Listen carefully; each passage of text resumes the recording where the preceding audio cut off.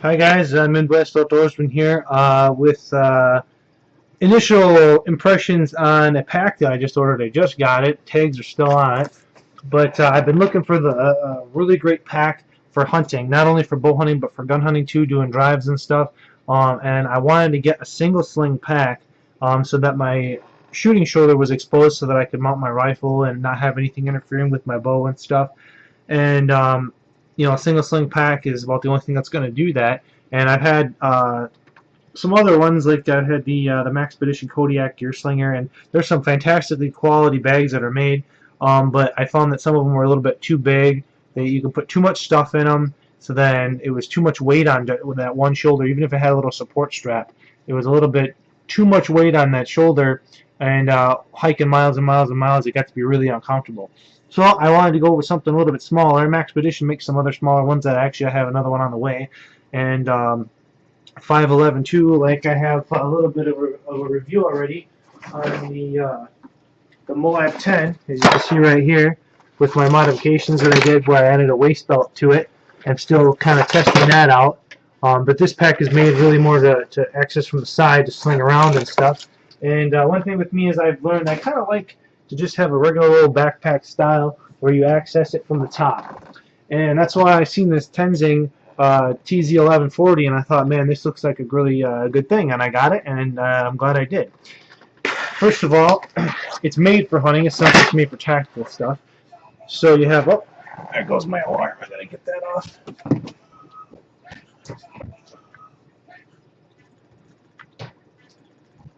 Okay. Yeah, first thing on here, you have actually a bow holder on here. You can see, and it has a waist belt that's already built into it. You don't have to add anything; it already comes with it. And this is built with hunting in mind. You got a bow holder, so if you want a quick look at something, you can hang your bowstring on there. And I don't know, my camera's wigging out. Sorry about that.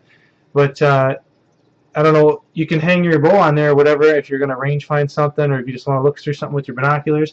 And also on the other side, it's got a pocket here for a rangefinder or binoculars. And at first I was kind of like, oh man, they didn't put any Velcro on there, because there's a hook and loop closure on here.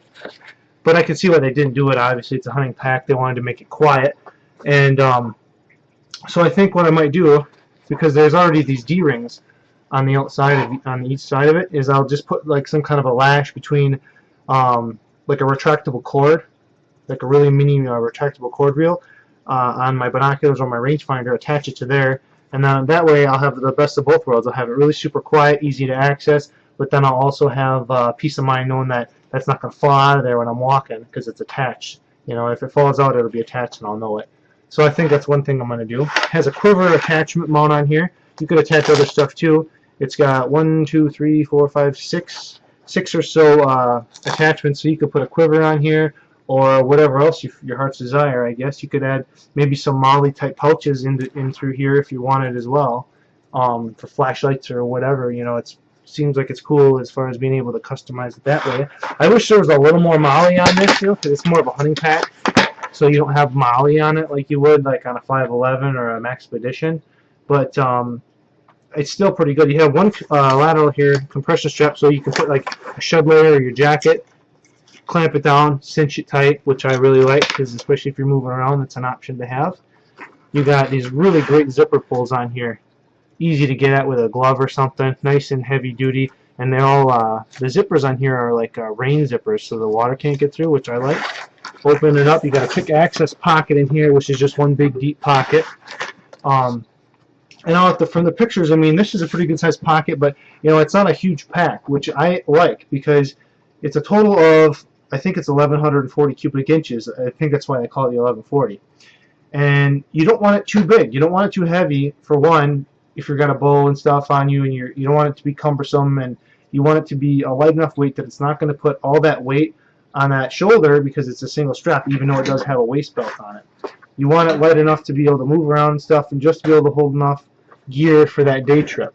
For me, I like to be able to hold, you know, like a first aid kit, my lunch, spare batteries, camera, knife, my field dressing kit, maybe another like a shed layer or like a rain parka, some power bars, you know, that kind of thing. Nothing too super extensive.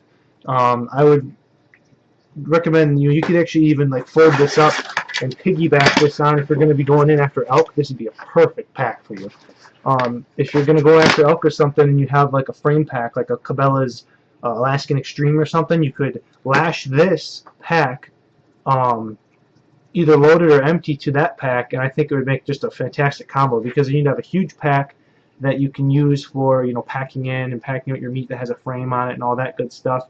And like let's say you're obviously probably going to go with more than one person, so that other person could carry the bare frame while you carry this if you're going to be the hunter and they're going to be calling, and they could pack out the meat while you have all your hunting stuff when you're actually the one that's going to be doing the hunting. So I think that'd be a great system, and actually I think that's what I'll end up doing. I'm either going to get the Cabela's frame pack, the Alaskan Extreme, or I'm going to get probably a Mystery Ranch Crew Cab. I haven't decided yet, but I think that'd be just a fantastic, fantastic team. Let's take a look at some of the inside pockets here. Where is the zipper pull? Here it is. You get two zipper pulls on this pocket. And one thing I really hate about a lot of manufacturers is like you'll open up and look at that. Not this. This is what I love. See how every one of these pockets pretty much has got some kind of a zipper closure on it. I love that. I hate when they just leave open pockets. This has a couple. Like this one is open here, and then there's three small ones here that are open. But this is one deep pocket here.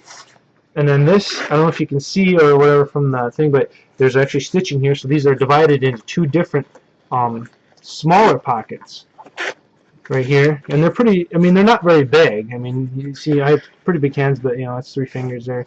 And then another single long pocket up here. There's stitching here. And if you really want to, you can rip that stitching out. And I actually might, just to make one other long pocket instead of having it be separated. And I think what I'm going to do is I'm going to get some hook and loop Velcro, and I'm going to add that and stitch it in here myself to each of these pockets and those, because I like my gear to, when I open this up, especially when it's dark out, you might not see if you drop something, especially if you have your keys in there or something. I would like some Velcro right here just to make sure that whatever's in there doesn't come flying out. But I love the zipper pulls on here. Those work really good. Inside your main compartment, you've got space for a hydration pouch, or you have like a little bungee kind of keeper here, so you can, if you put just clothes, you don't want to use the hydration pouch in there. And then it's just one big open compartment inside of there. And it is hydration compatible. And then they have a spot out here, which is your H2O port, which your tube will come out of, and run down through here, and then it clips into here. So which really is a nice thing. I've used those before, and they work really well. It doesn't come with it. You have to buy it. I'd recommend getting like a Camelback with the military grade stuff, where it has the insulation on the tube, especially if it's going to be cold weather. That stuff works really well. But yeah, that's just a quick review of the pack. It fits really well, and in further review, when I test it out and stuff, if I come up with anything good or bad, I'll add to this or make another video. But I just wanted to give you guys another quick look at something, because I couldn't only find but 1 or 2 videos on it, and they were kind of manufacturers videos, and I like to be able to get other ideas of looking at stuff. Oh, and also I didn't show you, there's a pocket on here, a long pocket right here. You can fit a water bottle in there, it's big enough. So you got that. So if you didn't want to, if you want to utilize that, all that space in there for cargo, because it's not huge, it's not a huge pack, then it'd be great for a water bottle. So, all right, well, hope this helped anyone who's trying to think about getting a day pack. And like I said, I think this is going to be the ticket, but I don't know for sure until I actually test it. But I just wanted to give a quick review. So thanks a lot. See ya.